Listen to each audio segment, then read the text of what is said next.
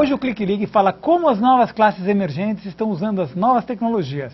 Portanto, se você se animou em comprar um smartphone, não esqueça, para acessar a internet você vai precisar de um bom plano de dados. Confira agora 5 dicas para navegar sem naufragar. Agora que a internet chegou de fato no celular, vamos dar dicas para você não estourar a sua conta de dados no final do mês. O motivo é que algumas operadoras de celular não avisam quando o limite do seu plano de dados é excedido e sua conta pode ficar bem salgada no final do mês. Primeiro, evite baixar muitos vídeos no celular. O streaming de vídeo é o que mais consome dados. Depois, use a memória do seu celular ou um cartão. Ouvir músicas através de streaming pode sair muito caro. Use o GPS do celular só em caso de necessidade, a não ser mesmo que você precise. Não informe o número do seu celular para sites que prometem músicas grátis e downloads e sorteios. Você acaba assinando um serviço semanal e é muito difícil cancelar. E o mais importante, na hora de comprar o seu novo celular, procure aparelhos que tenham acesso a redes Wi-Fi. Assim você acessa a internet sem pagar mais por isso e evita custos adicionais com planos de dados. Nesse bloco, o nosso convidado é o sociólogo, mestre em ciências políticas e em ciências sociais, Rudá Hitch.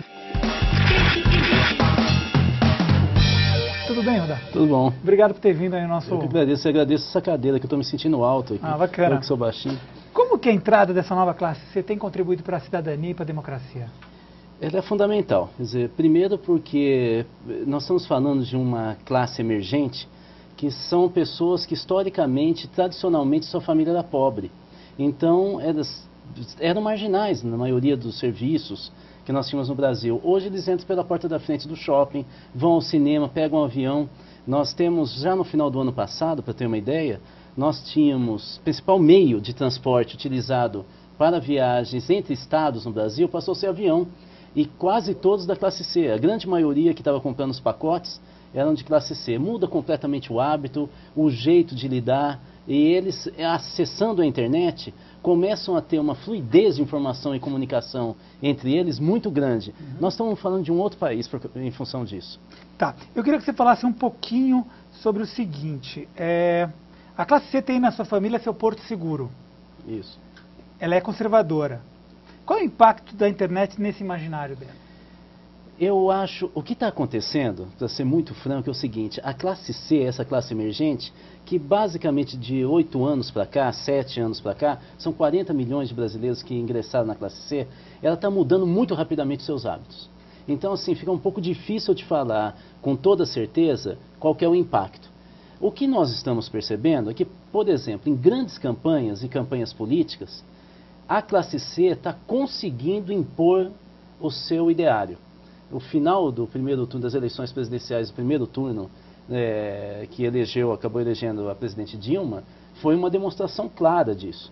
Ou seja, não só pelas lideranças religiosas naquele período, mas através da internet, a comunicação foi tão rápida e explosiva que ela não tem controle. E isso vem criando um fenômeno novo para nós, cientistas políticos, que nós estamos muito interessados em analisar melhor isso, que era basicamente o seguinte: quando a gente falava informação de opinião, como é que se lidava na política?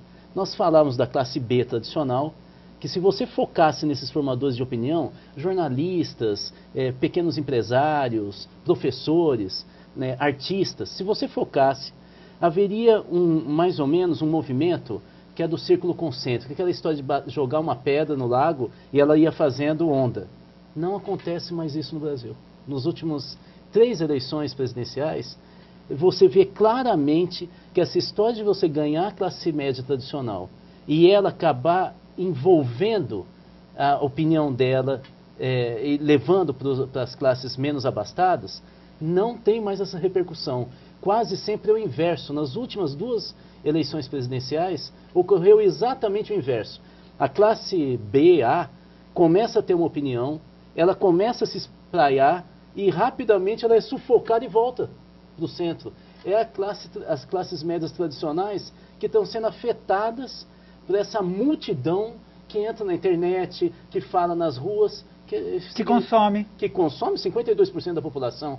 E quando o mercado começa a ver essa população inteira emergente e se volta para ela, aí o Brasil muda de vez. É por isso que você tem as classes tradicionais, as classes médias tradicionais no Brasil, um certo ressentimento. Ela está se sentindo completamente escanteada. Ela não compra tanto, ela não faz opinião, quem faz hoje forma opinião é a classe C, e começam então a falar de maneira ressentida. Nossa, aeroporto agora parece uma rodoviária, e é bom que seja assim, né? Tá, excelente. Segundo Pierre Levy, essa nova raça de cidadãos que usam a internet tendem a ser mais educados, informados, habituados a se expressar, emitir opinião, reivindicar e pressionar. Você concorda com isso? Em termos, na verdade eu concordo, mas tem que fazer aqui um pequeno acabamento. É o seguinte, eles são menos coletivistas. Eles são menos afeitos à ação pública de massa. A classe C, principalmente no Brasil, que ela se insere pelo consumo, ela tende a ser mais conservadora. Por quê? Ela tem medo de voltar à pobreza e ela quer manter o seu status de consumo. Então ela nega tudo que era do passado dela, mas nega com muita radicalidade. Foi assim na década de 50 do século passado nos Estados Unidos. Ou seja, a inclusão social pelo consumo gera uma postura conservadora pessoal. Medo de perder. E aquele ressentimento, do mesmo modo que eu falei da classe B, ela também é ressentida. Ela é ressentida contra os jornais e revistas tradicionais, que sempre falaram da classe média contra essa pobreza e da marginalidade. Ela começa a expressar certos valores radicalmente contra o passado dela. Então, gente que é pobre não trabalha, contra o aborto. Então, esse tipo de comportamento, muito fechados na família. Nós temos uma recente pesquisa que mostra que o principal segmento social que ele valoriza, que a classe C emergente no Brasil valoriza, é a família. Depois vem os amigos e lá embaixo, mais de 80% valoriza só a família. E como tinha mais do que uma resposta, 43% valoriza os amigos e grande parte dos 43% fala em algumas situações. Ou seja, é uma classe muito fechada nos seus pares, porque eles se sentiram marginalizados a vida inteira, a família também foi marginalizada socialmente, e por causa disso eles valorizam a família, eles estiveram sempre comigo, eles continuam comigo. É por isso que as grandes causas de massa e de rua, eles não vão. Eles são meio arredios a isso. O lado bom disso é que está acabando o clientelismo no país. Porque eles não votam em função de um padrinho. Eles são extremamente pragmáticos e por isso eles ficam de olho exatamente se aquela pessoa que está prometendo faz mesmo se o currículo dele diz isso. E porque eles são pragmáticos, se eles votam hoje nessa pessoa e a pessoa muda de opinião, eles mudam também de voto. Isso é algo muito interessante no país. E você acha que isso já chegou na internet, com a questão da transparência, de acompanhar o que os... Já chegou totalmente, quer ver? Vou dar alguns exemplos. Vamos lá, vou dar 3 exemplos. Primeiro, adote um vereador. Quem está nos assistindo pode agora mesmo pegar no seu celular ou se tiver no computador, dá uma olhada, adote um vereador ou adote o deputado. São 2 exemplos. Nós já temos aqui em São Paulo, temos em Minas Gerais, está espalhando pelo Brasil. O que é isso? São pessoas na internet de iniciativa pessoal que resolvem fazer um site e ficar acompanhando e fiscalizando tudo que os vereadores fazem. Eles adotam alguns vereadores e fazem, mas tudo que o vereador faz, ele foi na festa, tira foto, joga no Twitter, joga no Facebook e joga nesse site. O Adote um Deputado tem uma lista que as pessoas que se aderirem ao site falam, eu quero acompanhar esse deputado aqui. E ele acompanha discurso que ele faz, quanto que ele gastou. Olha, isso torna muito mais público. Agora mesmo, eu moro em Belo Horizonte, Brasília Paulista. Agora mesmo, os vereadores de Belo Horizonte resolveram fazer um reajuste de salário que iria para 15 mil reais. Eles ganham hoje 9 mil. Iria para 15 mil reais. Pelo Facebook, houve uma manifestação imensa contra. Eles não conseguiram passar o aumento, mas tudo pelo Facebook. E grande parte são estudantes de classe C. Isso aí fica bem evidente, inclusive nos sites. O outro site que eu queria colocar é Observatório Social do Brasil. O Observatório é uma articulação nacional em que nós temos um site central, que é observatóriosocialdobrasil.org.br, se eu não me engano, .org.br. Uhum. E a partir desse site tem dicas de como cada município pode criar uma estrutura em que ele... Aí você está acessando no ar. Está aqui, quem quiser. Aí tem vídeos explicando como é que você faz o controle de contratos numa prefeitura, como é que você controla um concurso público, como é que você vê o gasto. É uma auditoria do cidadão. Olha, sem internet nós não teríamos isso.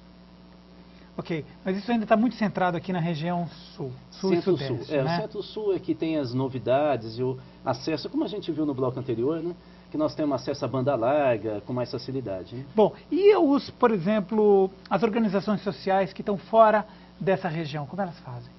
Não, nós temos várias, por exemplo, de alguns assuntos bem específicos, alguns temas bem específicos.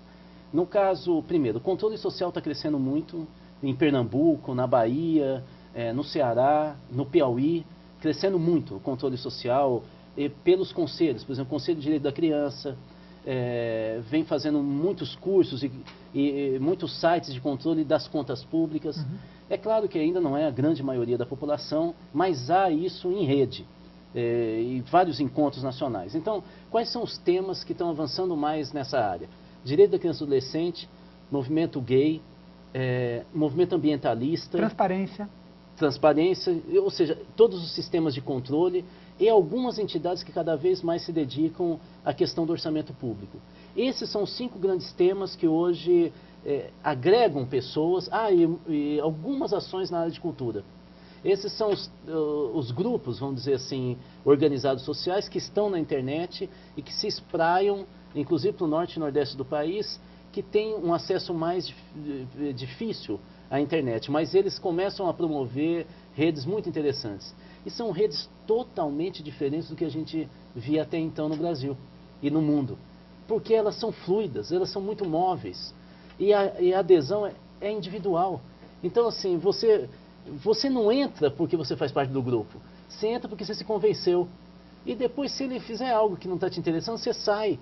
Essa mobilidade, essa capacidade de adesão pela paixão, pelo convencimento, é a força e a novidade radical em relação aos partidos, em relação aos sindicatos, às organizações, vamos dizer, modernas, democráticas. É outra coisa, é algo muito rápido. E é a rede mesmo da tecnologia, né? Mas os partidos estão entendendo essa mudança? Não estão. Os sindicatos estão, as ONGs estão ainda tendo dificuldade, mas os partidos, nem as lideranças partidárias que entenderam conseguiram dar sustentação. Vou citar um.